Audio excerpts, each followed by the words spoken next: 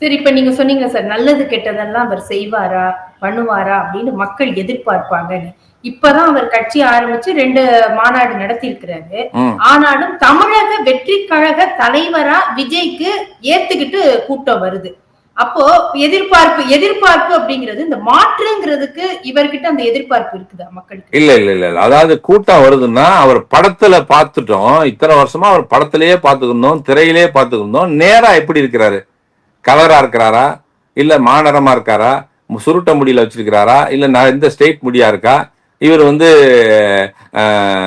ஹைட்டா இருக்கிறாரா? குள்ளமா இருக்கிறாரா? நல்லா பேசுறாரா? நல்லா சிரிக்கிறாரா? மக்கள்கிட்ட நிறைய இறங்கி பழகுறாரா?